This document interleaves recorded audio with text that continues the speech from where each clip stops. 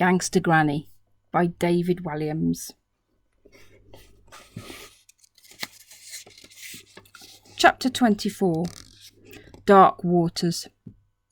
"Just here, please," said Granny, directing from the back seat of the police car. "Just opposite the tower. Thank you so much." PC Fudge strained as he unloaded the scooter out of his boot.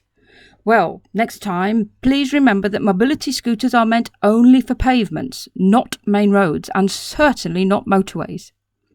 "Yes, officer," replied Granny with a smile. "Well, good luck, you two, with the whole, cling film bubble wrap alliance thing."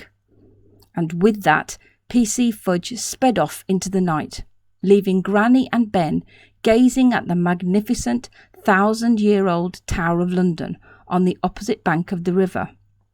It was particularly spectacular at night, its 4 domed towers lit up, its reflection shimmering on the cold, dark River Thames below.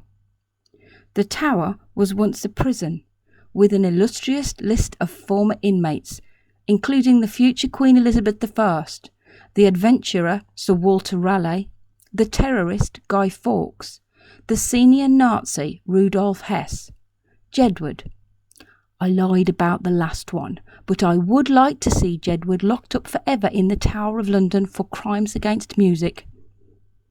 Now, though, the tower is a museum and home to the priceless crown jewels, housed in their own special building, Jewel House.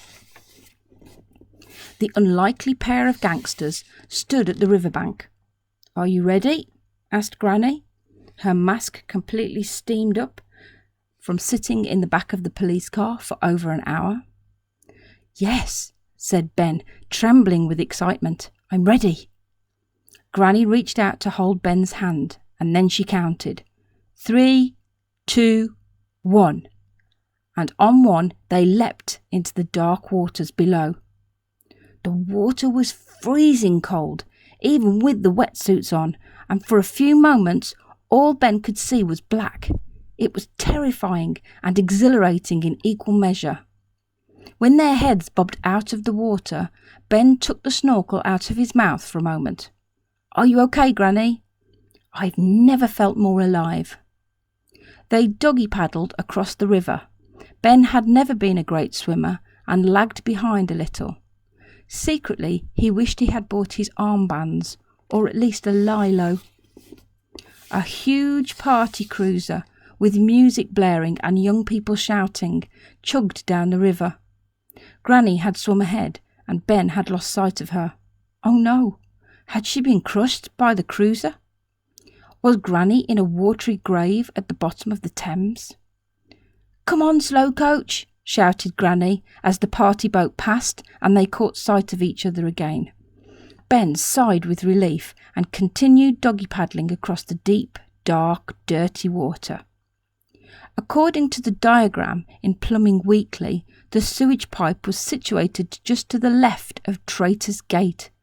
This was an entrance to the tower only accessible from the river, where many prisoners would be taken to be locked up for the rest of their lives or beheaded. Nowadays, Traitor's Gate has been bricked up, so the pipe was the only way into the tower from the river. Then, with a rush of relief, Ben found the pipe.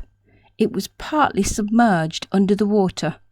It was dark and eerie, and he could hear the echoes of lapping waves reverberating inside it. Suddenly, Ben began to have second thoughts about the whole adventure. As much as he liked plumbing, he didn't want to have to crawl up an ancient sewage pipe. "Come on, Ben," said Granny, as she bobbed up and down in the water. "We haven't come this far to give up now." "Well," thought Ben, "if a little old lady can do it, then I certainly can." Ben took a deep breath and propelled himself into the pipe.